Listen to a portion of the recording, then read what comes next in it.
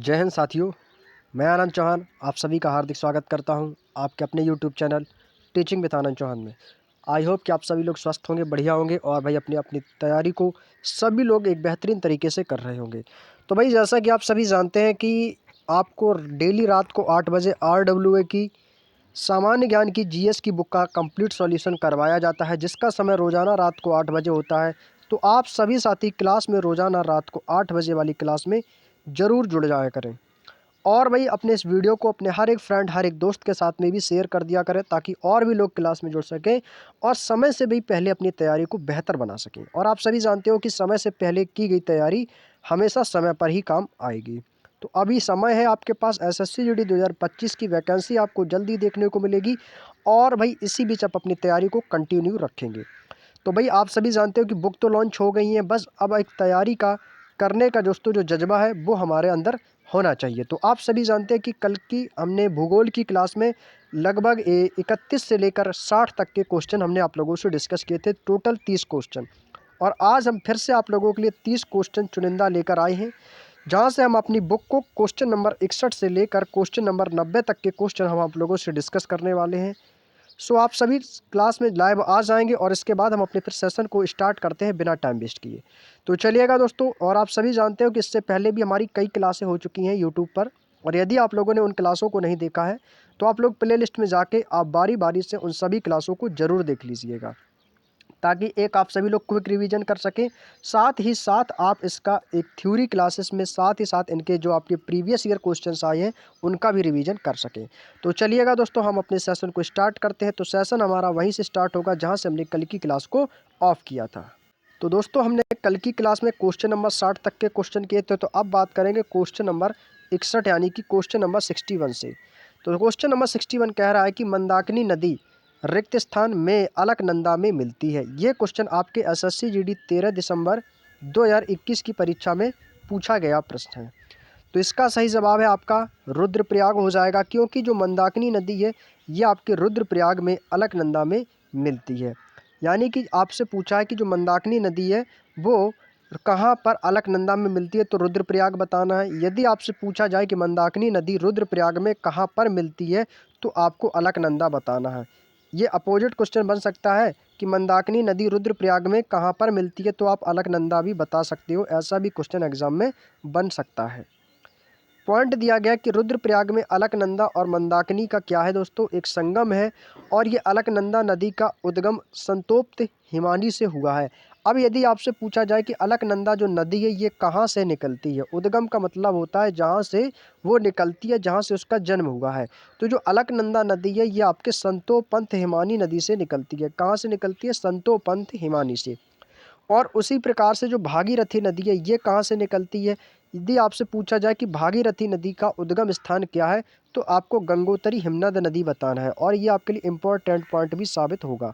ठीक है, भागीरथी नदी कहाँ से निकलेगी, तो आप कहेंगे गंगोत्री हिमनद से निकलती है। इसके बाद दिया है कि देवप्रयाग में अलकनंदा तथा भागीरथी नदी का क्या है दोस्तों, संगम है, और इसके बाद यह नदी गंगा नदी कहलाती है। अब यहाँ से आप पूछा जाए, यदि अभी काफ़ी लोगों को पता नहीं होगा कि जो गंगा नदी है ये किन नदी का मिश्रण है या किन नदी से मिलकर बनी हुई है, तो ये आप कहेंगे सर ये देवप्रयाग में अलकनंदा स्थान पर भागीरथी नदी का संगम है, और इसके बाद इसे गंगा नदी के नाम से भी जाना जाने लगा। बात समझ में आ गई? चलिएगा आगे चलते हैं। अगला क्वेश्चन है क्वेश्चन नंबर 63। भारतीय कृषि अनुसंधान परिषद ICAR का राष्ट्रीय केला अनुसंधान केंद्र कहाँ पर स्थित है? SSC GD 3 दिसंबर 2021 में आया हुआ क्वेश्चन है। तो ये दोस्तों आपका कहाँ पर है, तो आप कहोगे सर ये तिरुचिरापल्ली। ये तिरुचिरापल्ली कहाँ पड़ता है? तमिलनाडु में। तो ये आपके तिरुचिरापल्ली तमिलनाडु में स्थित है। भारतीय कृषि अनुसंधान परिषद का राष्ट्रीय केला अनुसंधान केंद्र आपका कहाँ पर है? तिरुचिरापल्ली में। आपके जितने भी अनुसंधान केंद्र हैं वो सभी आपके पता होने चाहिए। आपके एग्जाम में क्वेश्चन पूछा जाता है कि औषधि अनुसंधान संस्थान कहाँ पर स्थित है, तो औषधि अनुसंधान संस्थान आप बताएंगे लखनऊ में स्थित है। कहाँ पर है? लखनऊ में। और वन अनुसंधान संस्थान ये भी बहुत बार पूछा जाता है, तो वन अनुसंधान संस्थान यदि आपसे पूछा जाए तो आपको देहरादून बता देना है। ठीक है दोस्तों, याद रखेंगे, और उम्मीद करते हैं कि आप लोग कॉपी पेन साथ रख के बैठे होंगे, ताकि यहाँ से जो भी पॉइंट आपको बताया जाए उसे आप नोट भी करते चलें। अब यहाँ पे दिया गया कि भारतीय जो कृषि अनुसंधान संस्थान है, यह आपका राष्ट्रीय केला अनुसंधान आपका तिरुचिरापल्ली तमिलनाडु में इसे 21 अगस्त 1993 को इसकी स्थापना की गई थी। स्थापना कब की गई थी? तो 1993 में की गई थी। अब यहाँ पे पॉइंट दिया है कि कृषि से संबंधित कुछ प्रमुख संस्थान, यानी कि भारतीय कृषि से संबंधित, जैसे आपसे पूछा है कि राष्ट्रीय कृषि और ग्रामीण विकास बैंक, जिसको दोस्तों नाबार्ड कहा जाता है, नाबार्ड योजना कही जाती है, नाबार्ड थीम के नाम से भी जाना जाता है। तो इसका जो मुख्यालय है या ये आपका कहाँ पर स्थित है, ये संस्था कहाँ पर स्थित है? तो आपको बता देना है मुंबई स्थित है। और ये क्वेश्चन कैसे एग्जाम में आता है? तो यही पूछा जाता है कि नाबार्ड जो है आपका, नाबार्ड का मुख्यालय कहाँ पर स्थित है? तो मुंबई बता देना है। अब तक का सबसे मोस्ट इम्पोर्टेंट क्वेश्चन आपके अनुसंधान संस्थान में पूछा जाता है, राष्ट्रीय चावल शोध अनुसंधान संस्थान कहाँ पर है? तो ये कटक में स्थित है। कटक यानी कि उड़ीसा में स्थित है। कहाँ पर बताएंगे दोस्तों? कटक उड़ीसा में आपका स्थित है। भारतीय गन्ना अनुसंधान संस्थान, ये दोस्तों आपका कहाँ पर है? ये आपका लखनऊ में स्थित है। ये भी आपको इम्पोर्टेंट पॉइंट बना के नोट कर लेना है। ये क्वेश्चंस एग्जाम में पूछे जाते हैं। जितने भी आपके प्रमुख अनुसंधान संस्थान हैं, जहाँ कहीं पर भी आपके लिखे हैं, कॉपी में नोट्स बने हैं, उनका 1 से 2 बार रिवीजन जरूर कर लें, आपको सारे याद हो जाएंगे। उसी प्रकार से आपका आता है केंद्रीय तंबाकू अनुसंधान संस्थान। जैसे आपका केंद्रीय तंबाकू अनुसंधान संस्थान है, ये भी कई बार पूछा जाता है। तो ये आपका राजमुंद्री है। कहाँ पर है? तो इसका जो अनुसंधान संस्थान ये राजमुंद्री जो पड़ता है, ये आपका आंध्र प्रदेश में पड़ता है। इसको भी आप लोग इंपॉर्टेंट पॉइंट बना के नोट कर लेना। ये आपका केंद्रीय तंबाकू अनुसंधान संस्थान राजमुंद्री आंध्र प्रदेश में हो जाएगा। क्लियर? चलिएगा आगे चलते हैं। अगला पॉइंट है उमानंद असम में स्थित एक क्या है? भाई उमानंद जो है ये आपके असम में स्थित है। लेकिन जो उमानंद है ये एक क्या है? तो ये एक घाटी है, नदी है, द्वीप है या झील है? तो आप कहेंगे सर जो उमानंद है ये एक द्वीप है। क्या है दोस्तों? ये एक द्वीप का नाम है जो ब्रह्मपुत्र नदी के बीच में एक छोटा सा द्वीप है। इसे एक छोटा द्वीप समूह कहा जाता है, जो कि असम के कहाँ पर है? गुवाहाटी शहर में स्थित है। असम में तो स्थित है, लेकिन असम के गुवाहाटी शहर में आपका ये स्थित है। तो ये क्या हो जाएगा दोस्तों? ये एक द्वीप का नाम, एक छोटा सा द्वीप है। और आप सभी जानते हो कि असम को असमिया भी कहते हैं। क्या कहते हैं? असम को असमिया भी कहते हैं। और असम में बोली जाने वाली भाषा को असमिया भाषा कहा जाता है। असम का सबसे इम्पोर्टेंट क्वेश्चन पूछा जाता है कि भारत का सबसे बड़ा नदी द्वीप कौन सा है? तो आप कहोगे सर माजुली नदी द्वीप। कई बार एग्जाम में पूछा है। माजुली नदी द्वीप जो है ये आपका भारत का सबसे बड़ा नदी द्वीप है। तो ये आपका कहाँ पर है? तो ये भी आपका असम में स्थित है।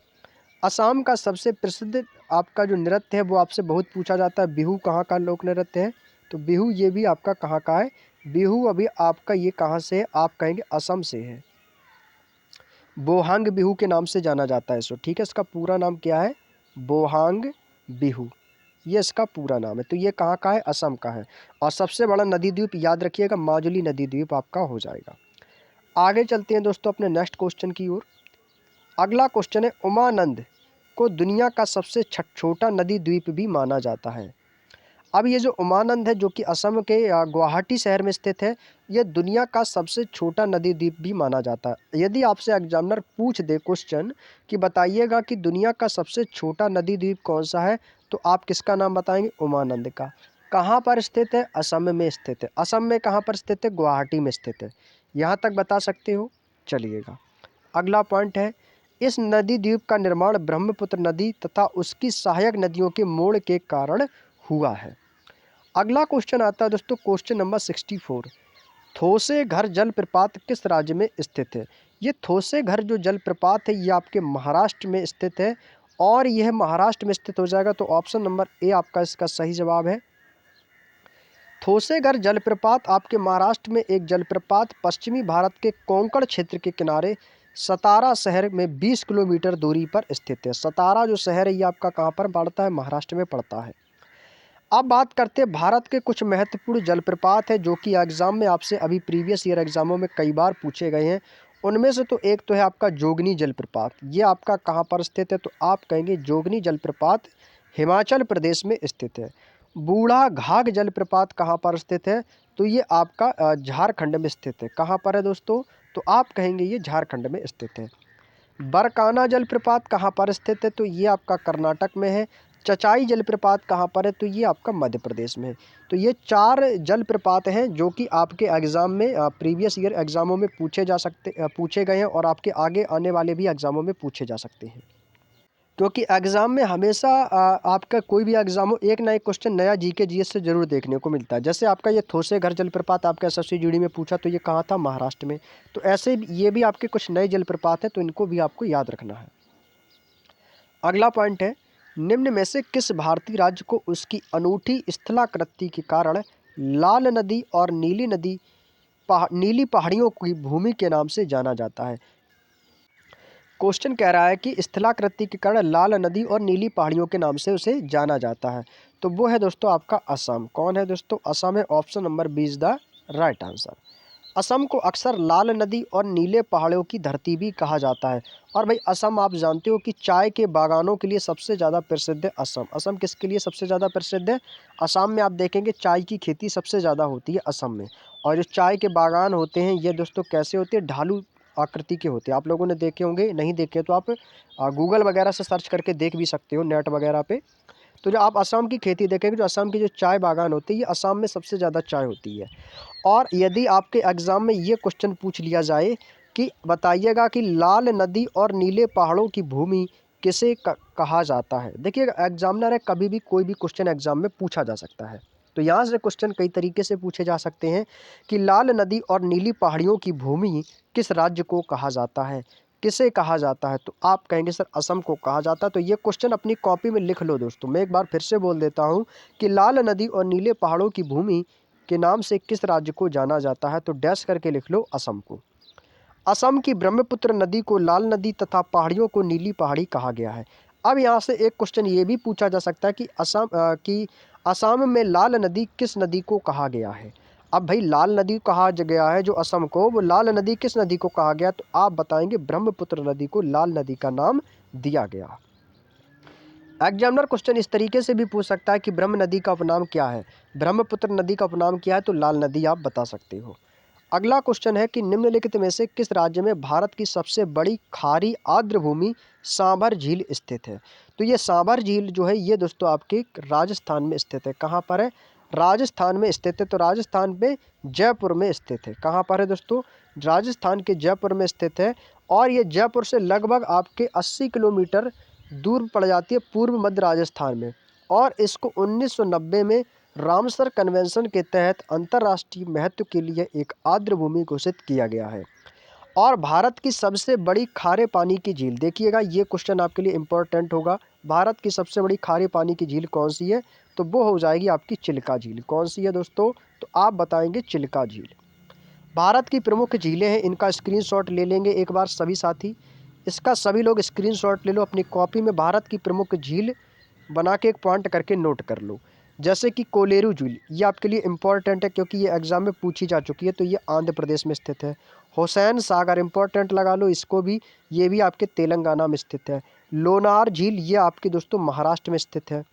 हॉफलॉन्ग झील ये तो हालांकि आपको एग्जाम में तो अभी तक मैंने नहीं देखा है कि हॉफलॉन्ग झील आपके असम में स्थित है।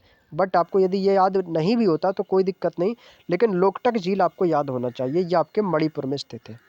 ये आपको चारों झीलों के नाम याद होने चाहिए, कोलेरू, हुसैन सागर, लोनार, लोकटक। ये एग्जाम में अक्सर आपको रिपीट होते हुए देखने को मिलेंगी। तो ये चारों आपको झीलें याद होनी चाहिए। मैं आपको चुनिंदा वही पॉइंट्स बता रहा हूँ जो एग्जाम के लिए आपके लिए बेहद इंपॉर्टेंट साबित होंगे। आगे चलते हैं अपने नेक्स्ट पॉइंट की ओर। अगला पॉइंट आपके सामने आता हुआ अगला क्वेश्चन है कि कौन सी नदी घाघरा नदी की सहायक नदी है? भाई देखिएगा मैंने आपको सहायक नदी पिछली क्लासों में भी कई बार बताया है। गंगा की सहायक नदी कौन सी होती है? यमुना नदी है। और कल की क्लास में मैंने आपको बताया था गंगा की सहायक नदी होती है यमुना नदी। और मैंने कल की क्लास में आपको बताया था सिंधु नदी की सहायक नदी कौन थी? तो वो आती चिनाब नदी। ये आपको मैंने कल की क्लास में बताया था। यदि आपने कल की क्लास देखी होगी तो पता होगा, नहीं पता है तो कल की क्लास को आप लोग ज़रूर देख लीजिएगा, वीडियो आपको प्लेलिस्ट में मिल जाएगी। अब यहाँ से आपसे पूछा घाघरा नदी की सहायक नदी। मैं लगातार 2 दिन से आपको 2 नदियों के नाम बता रहा हूँ सहायक नदी। एक तो गंगा की बताई है, सहायक नदी यमुना, और उनकी और भी विभिन्न नदियों के नाम बताई है। लेकिन गंगा की जो सहायक नदी है वो यमुना क्यों बताई थी मैंने, वो इसलिए बताई थी क्योंकि गंगा की सबसे बड़ी सहायक नदी जो है वो आपकी यमुना है। हालाँकि और भी इसकी विभिन्न सहायक नदियाँ हैं, जैसे आपकी गोमती नदी हुई, और भी विभिन्न नदियाँ हैं, लेकिन जो सबसे बड़ी सहायक नदी है वो मैंने आपसे पूछा था। और कल भी बताया था कि सिंधु की सबसे बड़ी सहायक नदी कौन सी थी, तो वो थी चिनाब नदी। अब यहाँ से मैंने आपको बताया है घाघरा नदी की सहायक नदी, तो वो कौन सी है, सरयू नदी हो जाएगी। और भाई सरयू नदी के किनारे कौन सा शहर स्थित है, तो आप कहोगे प्रभु श्री राम की जन्मभूमि अयोध्या। अयोध्या किस नदी के किनारे स्थित है, तो आप कहोगे सर सरयू नदी के किनारे स्थित है। गोमती नदी की बात करें तो गोमती नदी कहाँ पर है, ये आपके लखनऊ में स्थित है। कहाँ पर है, तो लखनऊ किस नदी पर बसा हुआ है, तो आप कहोगे सर लखनऊ गोमती नदी के किनारे स्थित है। आगरा की बात की जाए, आगरा किस नदी के किनारे स्थित है, तो आप कहोगे सर आगरा है, इटावा है, ये आपके यमुना नदी के किनारे स्थित है। कहाँ पर है भाई, आगरा आपके यमुना नदी के किनारे स्थित है। तो भाई आपको एक चीज़ याद रखनी है, आपके जितने भी शहर हैं वो शहर आपके किस नदी पर बसे हुए हैं, जितने भी आपके देश हैं वो किस नदी पर बसे हुए हैं, उनके सारे नाम आपको पता होने चाहिए। आगे पॉइंट दिया है कि घाघरा नदी की लंबाई कितनी है, तो घाघरा नदी की लंबाई है 1080 किलोमीटर है, और ये तिब्बत के मापचा चुंग हिमनद से निकलती है। तिब्बत के कौन से हिमनद से निकलती है, तो ये मापचा चुंग। क्वेश्चन ऐसा भी पूछा जा सकता है कि घाघरा नदी का उद्गम स्थान क्या है, तो घाघरा नदी का उद्गम स्थान पूछा जाए तो मापचा चुंग हिमनद बतानी है। कहाँ पर स्थित है, तो तिब्बत बता देना है। यहाँ तक की बात समझ में आ गई, कोई दिक्कत नहीं किसी को, चलिएगा आगे चलते। नेक्स्ट पॉइंट, माउंट सिनियोलचू भारत के किस राज्य में स्थित है। भाई अजीब सा नाम है, आपके लगभग चाइनीज जैसे आपके नाम आते हैं, तो आपका भाई कौन सा एरिया आ जाता है, जैसे सिक्किम है, नागालैंड है, तिब्बत है। ये आपकी यहाँ के जो लोग होते हैं इनकी जो शक्ल होती है वो लगभग चाइनीज़ टाइप की होती है, क्योंकि वे चाइना बॉर्डर पे लगभग आसपास आ जाते हैं। तो इसका सही जवाब आपको बता देना है सिक्किम। ठीक है दोस्तों, क्या हो जाएगा, सिक्किम। माउंट सिनलोचू नाम सुनने से ही लग रहा है कि ये किसी पर्वत का नाम है, माउंट लगा है आगे, तो ये भाई सिक्किम के सबसे ऊंचे पर्वतों में से एक है। अब यहाँ से क्वेश्चन एग्जामिनर कैसे पूछेगा, कैसे आपको फंसा सकता है, तो याद रखिएगा सिक्किम का सबसे ऊंचा पर्वत कौन सा है, उसकी ऊंचाई कितनी है, ऐसा भी पूछा जा सकता है। तो आप कहोगे सर इसकी ऊंचाई पूछी जाए तो 6888 मीटर बता देनी है, और सिक्किम का सबसे ऊंचा पर्वत पूछा जाए तो माउंट सिनियोतजू बता देना है। अब ये कहाँ पर स्थित है, तो आप कहोगे सिक्किम में। सिक्किम में एक पर्वत है दोस्तों आपका माउंट कंचनजंगा। कंचनजंगा के पास एक आपका ग्रीन लेक, यानी कि लेक का मतलब होता है झील, एक ग्रीन झील के क्षेत्र के निकट में यहाँ पर ये आपका पर्वत स्थित है। कंचनजंगा पर्वत की बात करते हैं तो जो कंचनजंगा पर्वत है ये आपके नेपाल और सिक्किम की सीमा पर स्थित है। ये क्वेश्चन आपके लिए इम्पोर्टेंट साबित होगा कि बताइएगा कंचनजंगा किन दो आ, किन दो राज्यों की या किसी देश या राज्य की सीमा पर लगता है, तो नेपाल और सिक्किम की सीमा पर। भारत की सबसे ऊंची चोटी है तो वो आपके है गॉडविन ऑस्टिन, और इसको केटू भी कहते हैं। क्या कहते हैं, गॉडविन ऑस्टिन केटू भी कहा जाता है। तो भारत की सबसे ऊंची चोटी गॉडविन एस टू केटू आपको बता देनी है। आगे है कि कौन सा बांध कावेरी नदी पर बना हुआ है, कौन सा बांध कावेरी नदी पर बना हुआ है, तो वो है आपका कृष्णराज सागर, या इसी को हम मेट्टूर बांध के नाम से जाना जाता है। अब आपको पता होगा कि कृष्णराज सागर बांध किसी को पता होगा, नहीं पता होगा, या नाम नहीं सुना होगा सपोज दैट आप लोगों ने, लेकिन मेट्टूर बांध का नाम आप लोगों ने 100% सुना होगा, मेट्टूर बांध। तो इसी मेट्टूर बांध का नाम दोस्तों अब क्या है, कृष्णराज सागर बांध इसका नाम कर दिया गया है। तो चाहे मेट्टूर बांध पूछा जाए या कृष्णराज सागर बांध, दोनों एक हैं। ये दोनों आपके कहाँ पर है, तो ये आपके कावेरी नदी पर बने हुए हैं। कावेरी नदी पर कई बांध बने हुए हैं जो इस प्रकार के, कर्नाटक राज्य में मेट्टूर बांध, तमिलनाडु का मेट्टूर बांध इसी में बना हुआ है। अब मैंने आपको कल एक क्वेश्चन बताया था हीराकुंड बांध के बारे में, यही क्वेश्चन देखो आज मैं फिर से आपको रिपीट कर रहा हूँ। कल भी मैंने बताया था, जो कि सबसे ज़्यादा इम्पोर्टेंट क्वेश्चन है, कई बार एग्जाम में ये तो आपसे पूछा जा चुका है कि हीराकुंड बांध किस नदी पर बना हुआ है, तो आप बताएंगे सर ये महानदी पर बना हुआ है, महानदी उड़ीसा में बना हुआ है हीराकुंड बांध। मैथन बांध आपका कहाँ पर है, ये आपका बराकर नदी झारखंड में बना हुआ है, लेकिन जो सबसे ज़्यादा इंपॉर्टेंट है वो है आपका हीराकुंड बांध, इसको याद रखना। नेक्स्ट, निम्नलिखित में से कौन सी गोदावरी नदी की एक सहायक नदी है? भाई आपको मैं पर डे एक से लेकर दो तक एक या दो सहायक नदियाँ डेली में बताता हूँ। अभी मैंने आपको थोड़ी देर पहले एक सहायक नदी बताई थी। अब मैं आपको फिर से बता रहा हूँ गोदावरी नदी की सहायक नदी। जितनी भी सहायक नदियों ने अपनी कॉपी में नोट करते जाओ। तो गोदावरी नदी की सहायक नदी कौन सी है? तो वो है आपकी वेनगंगा नदी। कौन सी है दोस्तों? वेनगंगा नदी। किस नदी की सहायक नदी है? तो ये आपकी गोदावरी नदी की सहायक नदी है। अब जो गोदावरी नदी है यह आपके महाराष्ट्र शहर, आंध्र प्रदेश, छत्तीसगढ़ आदि राज्यों में बहती है। नासिक शहर गोदावरी नदी के तट पर स्थित है। अब ये नासिक शहर कहाँ पड़ता है? तो आप कहोगे सर ये महाराष्ट्र में पड़ता है नासिक, और ये महाराष्ट्र शहर में ही आपका गोदावरी नदी भी बहती है। तो ये गोदावरी नदी के तट पर कौन सा शहर स्थित है? तो वो है आपका नासिक। क्वेश्चन ये भी पूछा जा सकता है कि नासिक शहर किस नदी पर बसा हुआ है? तो आप बताएंगे गोदावरी नदी पर बसा हुआ है। अब आपको बताना है कि सबसे ज़्यादा एग्जाम में पूछा जाने वाला क्वेश्चन, वृद्ध गंगा के नाम से किसे जाना जाता है? दक्षिण भारत की गंगा के नाम से किसे जाना जाता है? Is the most important question, बना के नोट कर लेंगे। यदि आपको आता है पहले से तो अच्छी बात है, नहीं आता है तो नोट कर लेना। गोदावरी को बूढ़ी गंगा कह सकते हैं, वृद्ध गंगा के नाम से भी जाना जाता है।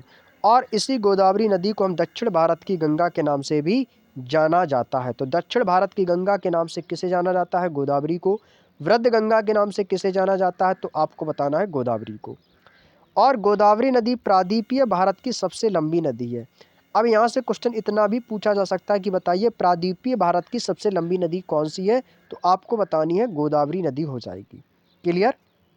मैं एक बार क्वेश्चन को लगभग 2 से 3 बार रिपीट करने का प्रयास इसलिए करता हूं ताकि आप लोग वीडियो में बने रहें अंत तक और हमारी चीज़ें आपके कानों तक पहुंचती रहे। तो जब आपके कानों तक चीज़ें पहुंचेंगी ना, तो आप उन चीज़ों को समझोगे। और कई बार ऐसा होता है कि जो चीज़ें हमारे कानों में अधिकतम सुनने को मिलती है वो चीज़ें रट जाती हैं। तो इसलिए मैं बार बार रिपीट करता हूँ ताकि आप लोगों को आधे से ज़्यादा क्वेश्चंस इस वीडियो में ही आपको याद हो जाएंगे, और बाकी आप इसका रिवीजन करेंगे तो और भी अच्छी से प्रैक्टिस हो जाएगी। अब यहाँ पे पूछा है कि भारत में किस भारतीय राज्य की सीमा जो है वो नेपाल से नहीं लगती है? भाई अभी आपको मैंने कल भी बताया था कि उत्तर प्रदेश की सीमा नेपाल से लगती है, और आपका बिहार है, बिहार की भी सीमा नेपाल से लगती है, उत्तराखंड की भी सीमा नेपाल से लगती है, पश्चिम बंगाल कोलकाता की भी सीमा नेपाल से लगती है, लेकिन असम की जो सीमा है ये आपकी नेपाल से नहीं लगती है। ये तो बड़ा ही बेसिक सा क्वेश्चन था, आप सभी जानते भी हो। तो क्या हो जाएगा? असम। भारतीय राज्य असम की सीमा जो है ये नेपाल से नहीं लगती है।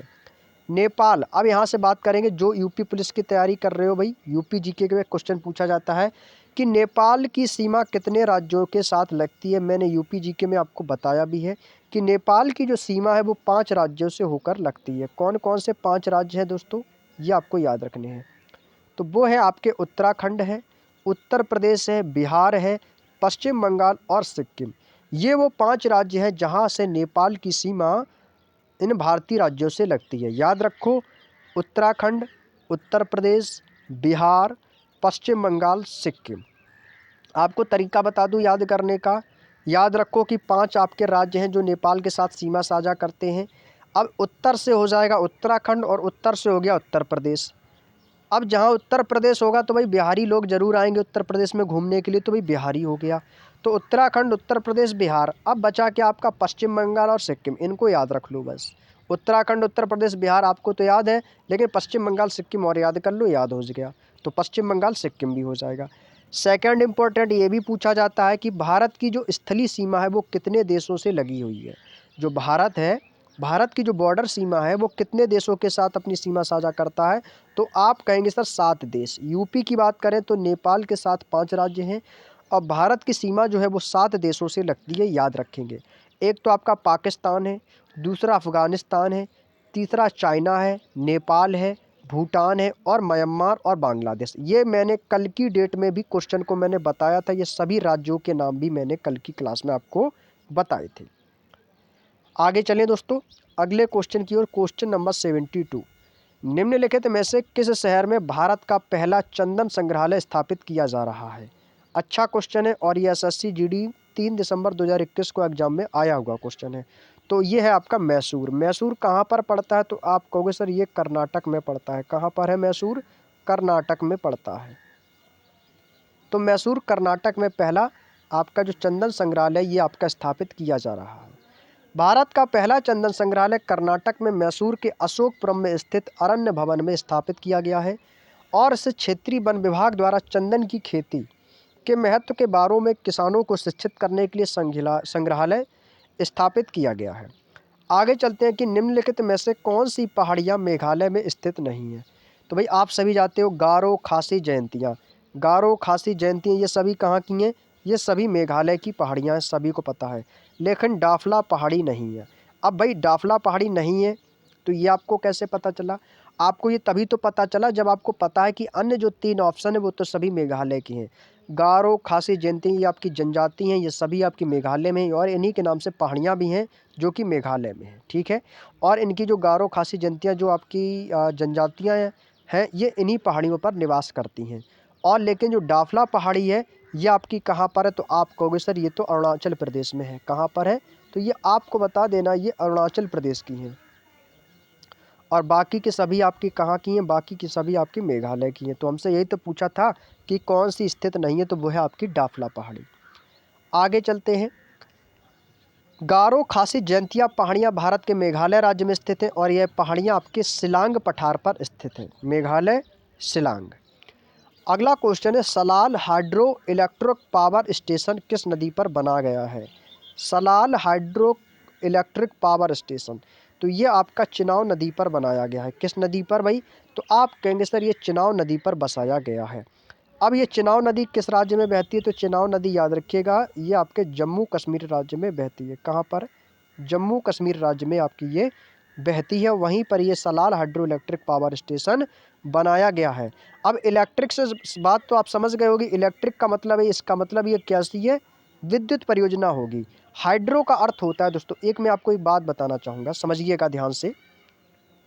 जो हाइड्रो शब्द होता है ये हाइड्रोजन से मिलकर बना हुआ है, हाइड्रो। और हाइड्रो का मतलब होता है जल। हाइड्रो का संबंध हमेशा किससे होता है? जल से होता है। और इलेक्ट्रिक का मतलब क्या होता है? विद्युत होता है। तो इसका मतलब ये जल विद्युत परियोजना है। क्या है दोस्तों? जल विद्युत परियोजना है। तो हाइड्रो का मतलब जल होता है जो कि हाइड्रोजन से मिलकर बना होता है। तो ये क्या हो जाएगा आपका? जल विद्युत परियोजना। ऐसे ही आपका जब कुत्ता किसी को काट लेता तो उसको कौन सी बीमारी हो जाती है? हाइड्रोफोबिया। हाइड्रोफोबिया इसको नाम क्यों दिया गया? तो भाई हाइड्रो का मतलब होता है पानी और फोब का अर्थ होता है डरना, यानी कि व्यक्ति जो होता है उसके लक्षण हो जाते हैं पानी से डरने लगता है, तो इसलिए उसमें भी हाइड्रोफोबिया नाम दिया गया है। आगे चलते हैं नेक्स्ट क्वेश्चन की ओर। अगला क्वेश्चन आता है, यहाँ पे दोस्तों आपको इसका स्क्रीनशॉट लेना होगा क्योंकि यहाँ पर जितनी भी परियोजनाएं हैं ये आपकी सभी जम्मू कश्मीर से संबंधित आपकी जल परियोजनाएं हैं। इनका स्क्रीनशॉट ले लो और लिख लो भाई, मेरे कहने से भाई इसका स्क्रीनशॉट ले लो, सभी लोग स्क्रीनशॉट ले लो। इसमें से जितनी भी परियोजना आप देख रहे हो ऐसी कोई सी भी परियोजना इसमें नहीं बची हुई है जो एग्ज़ाम में ना आई हो। इस बुक की तो सबसे खास बात तो यही है कि इस बुक में जितना भी दिया है वो सीमित दिया गया है। यदि आप इसकी बुक की मोटाई देखेंगे, मात्र ये बुक जो है आपकी लगभग 150 पेज की बुक है, मात्र 150 पेज की बुक। तो भाई आप समझ सकते हो कि इन 150 पेजों में उस चीज़ का समावेश किया गया जो आपके एग्ज़ाम के लिए मोस्ट इंपॉर्टेंट होगी। लगभग 4 से 5 साल में आए हुए प्रश्नों का समावेश किया गया है और उन 4 से 5 साल के जो प्रश्न पूछे गए हैं उनसे कौन कौन से प्रश्न आगे बन सकते हैं उनको भी इसमें दर्शाया गया है। तो अब आप जम्मू कश्मीर में तो और भी विभिन्न परियोजना हैं, आपको वो याद नहीं करनी है। क्यों? जो मैं आपको बता रहा हूँ बस वही याद करो। उरी परियोजना आपकी झेलम नदी पर स्थित है। बगलिहार परियोजना चिनाव नदी जम्मू कश्मीर में स्थित है। ये सभी आपकी जम्मू कश्मीर में है क्योंकि ये जम्मू कश्मीर की परियोजनाओं की बात हो रही, तो ये सभी आपकी नदियाँ जो हैं सभी जम्मू कश्मीर में स्थित है। तुलबुल परियोजना झेलम नदी पर है। किशनगंगा परियोजना किशनगंगा नदी पर है। दुलहस्ती परियोजना चिनाव नदी पर है। सभी इंपॉर्टेंट है दोस्तों, याद रख लो, स्क्रीनशॉट ले लो, नोट्स बना लो और समय समय पर इसका रिवीजन भी करते रहो। नेक्स्ट अगला क्वेश्चन, निम्नलिखित में से कौन सा भारत का सबसे सर्वोच्च और सबसे ऊंचा बांध बना हुआ है? तो वो आप सभी जानते हो, तो वो है आपका टिहरी बांध। टिहरी बांध किस नदी पर बना हुआ? तो आप कहोगे सर ये भागीरथी नदी पर बना हुआ है। कहाँ पर? भागीरथी नदी पर। कहाँ पर स्थित है? तो उत्तराखंड में स्थित है, ये भी आपको याद रखना है। तो भारत का सबसे ऊंचा बांध कौन सा है? टिहरी बांध हो जाएगा। आगे दिया है कि टिहरी बांध जो है ये आपका 261 मीटर ऊंचा है और ये उत्तराखंड राज्य में भागीरथी नदी पर स्थित है। मैंने अभी जस्ट आपको बताया ये टेहरी बांध कहाँ पर है, भागीरथी नदी पर है। और यही क्वेश्चन मैंने कल भी बताया था। अब भाई आप सभी जानते हो कि मैंने कल पढ़ा है, तो मुझे सारी चीज़ें याद है कि मैंने कौन सा क्वेश्चन आपको कल बताया था, कौन सा नहीं। और यदि आप लोग कल की क्लास देखे होंगे तो आप कहेंगे कि हाँ सर आपने ये सारी चीज़ें बताई थी। उसी प्रकार से सरदार सरोवर बांध परियोजना, ये आपका नर्मदा नदी पर इम्पोर्टेंट लगा लो सभी लोग और लिख लो अपनी कॉपी में। और जस्ट अभी थोड़ी देर पहले, मुश्किल से 5 से 10 मिनट हुआ होगा दोस्तों, अभी मैंने बताया कि हीराकुंड बांध सबसे इम्पोर्टेंट है, ये किस नदी पर बना हुआ है, तो मैंने आपको बताया था महानदी। और महानदी कहाँ पर है आपकी, ये उड़ीसा में स्थित है। कहाँ पर है, उड़ीसा में स्थित है। तो आपका हीराकुंड बांध महानदी उड़ीसा में स्थित है। और हीराकुंड बांध परियोजना किस नदी पर स्थित है, तो आप कहोगे महानदी पर। सरदार सरोवर बांध परियोजना कहाँ पर है, तो ये नर्मदा नदी पर है। याद रखेंगे, कोई दिक्कत तो नहीं किसी को। आगे चलें, नेक्स्ट क्वेश्चन। अगला क्वेश्चन है, भारत में हिम तेंदुआ परियोजना की शुरुआत कब की गई थी। ये क्वेश्चन आपके लिए इम्पोर्टेंट है दोस्तों। तो याद रखिएगा, इसकी शुरुआत की गई थी 2009 में। कब की गई थी, इसकी शुरुआत 2009 में हिम तेंदुआ परियोजना की शुरुआत की गई थी, जिसको प्रोजेक्ट स्नो लेपर्ड भी कहा जाता है। क्योंकि भाई तेंदुओं की आबादी पाई जाती थी, इसलिए इसकी शुरुआत की गई थी। अगला क्वेश्चन है, निम्नलिखित में से कौन सा राज्य यमुना नदी के जल ग्रहण क्षेत्र के अंतर्गत आता है। यानी कि जहाँ से यमुना नदी का जल वो है ग्रहण क्षेत्र में आता है, लगभग किनारे, तो वो है आपका दोस्तों उत्तराखंड। कौन है दोस्तों, उत्तराखंड हो जाएगा। अगला क्वेश्चन है, निम्नलिखित में से किस राज्य में अबोर पहाड़ियाँ स्थित हैं। भाई ये आपके लिए नया क्वेश्चन हो सकता है।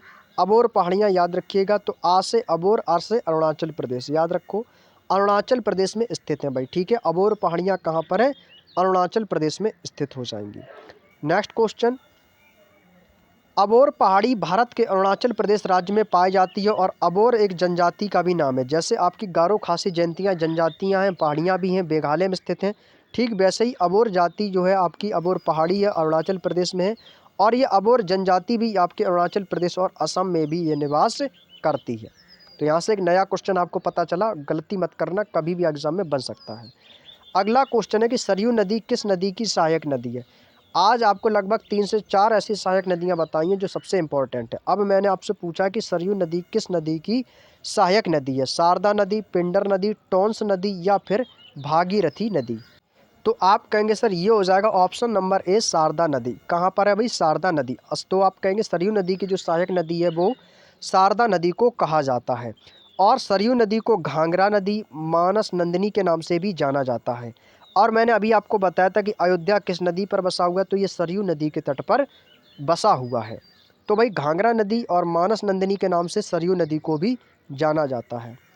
अगला क्वेश्चन है, भारत के पंजाब से निकलने वाली 5 नदियाँ पाकिस्तान में मिठनकोट में किस नदी में मिल जाती हैं। आप सभी जानते हो कि 5 नदियों की भूमि किस राज्य को कहा जाता है। ये क्वेश्चन एग्जाम में आया हुआ है दोस्तों, याद रखो। यहाँ पे मैं लिख देता हूँ, 5 नदियों की भूमि, 5 नदियों की भूमि किसे कहा जाता है। ये क्वेश्चन एग्जाम में आया हुआ है, इसलिए मैं बता रहा हूँ। तो 5 नदियों का भूमि का मतलब है दोस्तों पंजाब।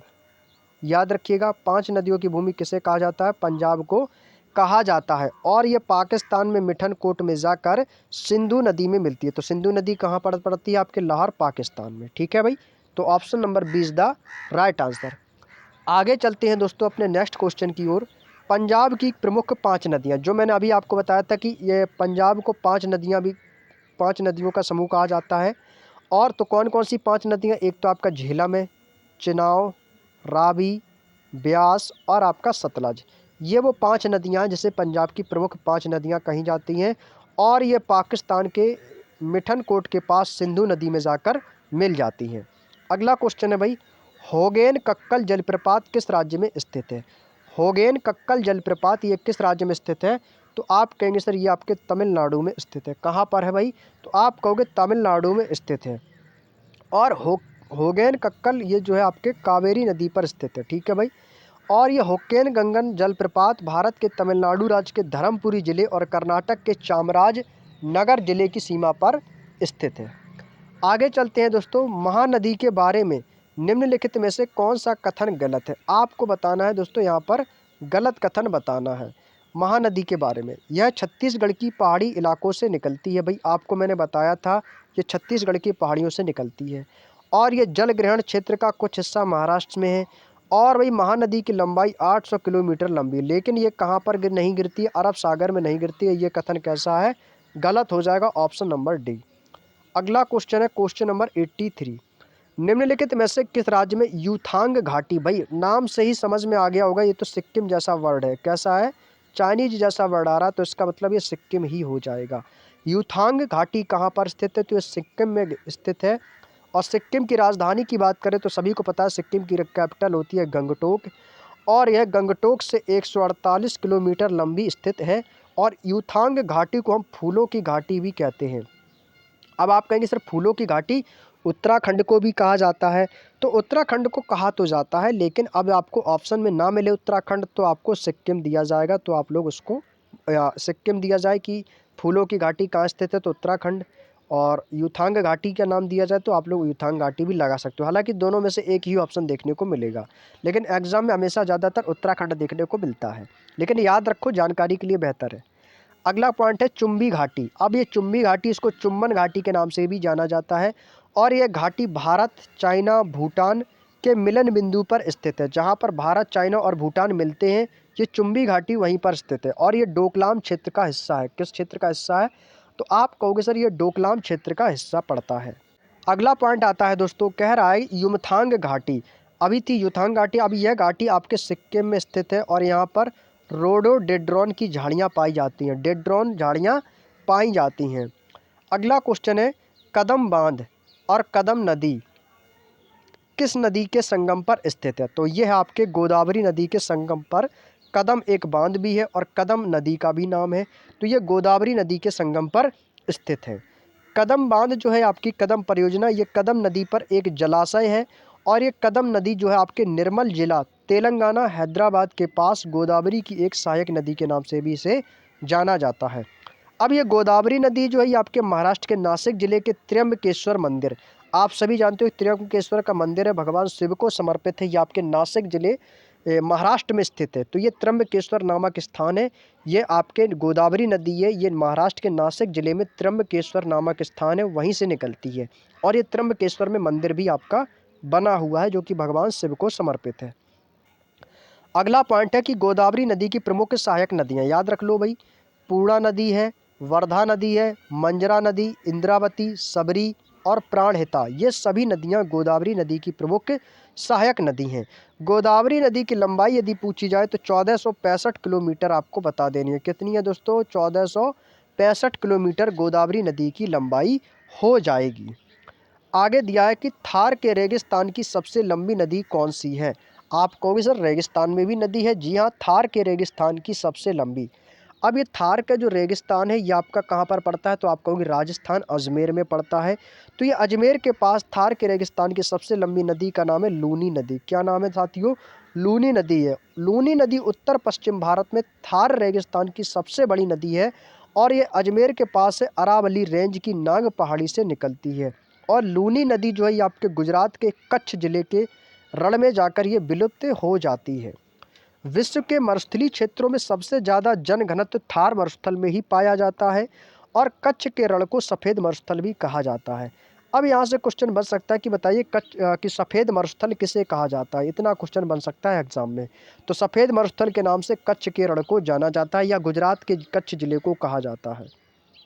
अगला क्वेश्चन 86, बेरी नांग का जल स्रोत उत्तर भारत की नदी का किस नदी का प्रमुख स्रोत है? बेरी नांग, तो ये आपके झेलम नदी का प्रमुख स्रोत है दोस्तों, याद रखिएगा।